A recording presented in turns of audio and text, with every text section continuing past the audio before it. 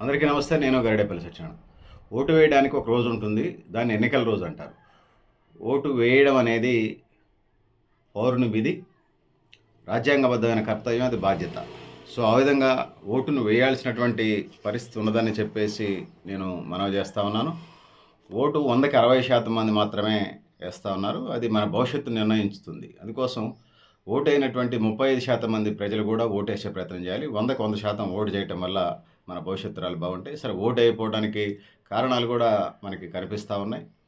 So అది వారసత్వ రాజకీయాలు, కుటుంబ రాజకీయాలు, డబ్బులున్నోళ్ళు, పెద్ద కులం వాళ్ళు, లేకపోతే ఆర్థికంగా వెసులుబాట్లు ఉన్నోళ్ళు, పెద్ద స్థాయిలో ఉన్న వాళ్ళకే రాజకీయాలు ఉన్న పరిస్థితిలాగా తయారైంది. ప్రజాస్వామ్యంలో కూడా రాజకీయాలు అంటే వదిలేయండి, వాటితో మనకి సంబంధం లేని అంశం. సో అందుకోసం మనం ఓటేసినా కూడా వాళ్ళు సక్రమంగా మనకు సంబంధించినటువంటి వార్డు నెంబర్ దగ్గర నుంచి ప్రధానమంత్రి దాకా ప్రజలు సంతృప్తికరంగా పబ్లిక్ ఇంట్రెస్ట్గా వాళ్ళు పనిచేయట్లేదని, అది విద్య, వైద్యం, ఉపాధి రంగం, ఇంకొక రంగం, ఎన్ని రంగాలు ఉంటే అన్ని రంగాలు ఆ సెక్టార్లకు సంబంధించి చేయట్లేదనేది.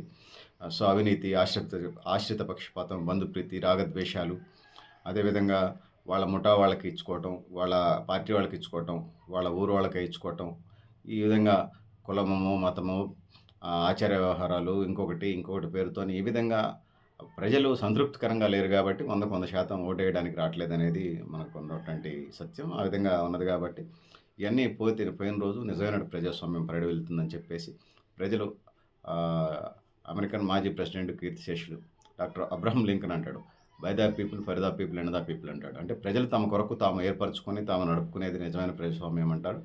సో ఇందులో ఓటుకు నోటు, మద్యానికి ఓటు, లేకపోతే మందుకి, ఫ్రిడ్జ్కి, కూలర్కి ఓట్లు నమ్ముకోవటం, అయితే 500, 200కి మన పార్లమెంట్ ఎన్నికల్లో 200కి, 300కి కూడా ఓటుకి ఇచ్చి డబ్బులు ఇచ్చినటువంటి నేపథ్యం. 200కో, 300కో, 500కో, రూపాయలకో ఓటుకు, లేకపోతే 2 వీలర్కో, లేకపోతే మిక్సర్కో, లేకపోతే గ్రైండర్కో, లేకపోతే వాషింగ్ మిషన్కో, వీటన్నిటికీ, తాయిలాలకి, లేకపోతే ఇతర సంక్షేమ పథకాలు, ఇవన్నీ సంక్షేమ పథకాలు ప్రజలు చేయాల్సిందే. కానీ వాటిని ఎరచూపి ప్రజల యొక్క వ్యక్తిగతమైనటువంటి ఏదైతే ఉన్నదో వాళ్ళ ఓన్గా ఎలాంటి ఇంపాక్ట్ ప్రభావితం కాకుండా ఓటేసినాడే అది నిజమైన ప్రజాస్వామ్యం. సో అలాంటి దాన్ని అధిగమించి దేశం ముందుకు వెళుతుందని భావిద్దాం. ఆ విధంగా ముందుకు పోవాలి. ఇదంతా జరగాలంటే పాలక వర్గాలు ప్రజలను అభివృద్ధి చేయాలి. ఒక్కొక్క మనిషి మీద 1,00,000 నుంచి 1,50,000 అంటున్నారు. ఆ విధంగా చూస్తే ఒక్కొక్క కుటుంబానికి, కుటుంబ సభ్యులు ఎక్కువ ఉంటే 10 లక్షల దాకా, తక్కువ మంది కుటుంబ సభ్యులు ఉంటే 5 లక్షల పైగా అప్పు ఉన్నది ఒక కుటుంబం. అంటే సుమారుగా అగ్రిగేట్ చేసినప్పుడు కనీసం తక్కువ 5 లక్షల అప్పు ఉంది ఒక్కొక్క కుటుంబం మీద.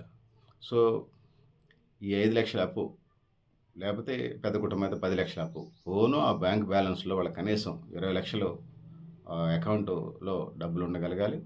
దేశం ప్రపంచంలో 200, 300 దేశాలు ఉంటే అందులో 5వ ఆర్థిక వ్యవస్థకు వచ్చిందని, మళ్ళీ 5వ ఆర్థిక వ్యవస్థ నుంచి 2047 నాటికి 3వ ఆర్థిక వ్యవస్థగా మారుతుందని చెప్తా ఉన్నారు. దేశంలో సంపద ఉన్నది.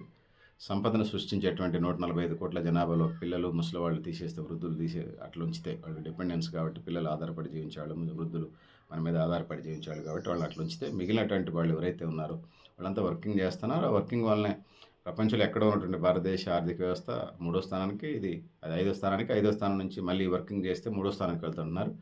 ధనికులు మరింత ధనికులు కావడం, పేదలు మరింత పేదలు కావడం, ఇది కాదు అభివృద్ధి. ధనికులు, పేదలు సంపద పంపిణీ సమంగా జరగాలి.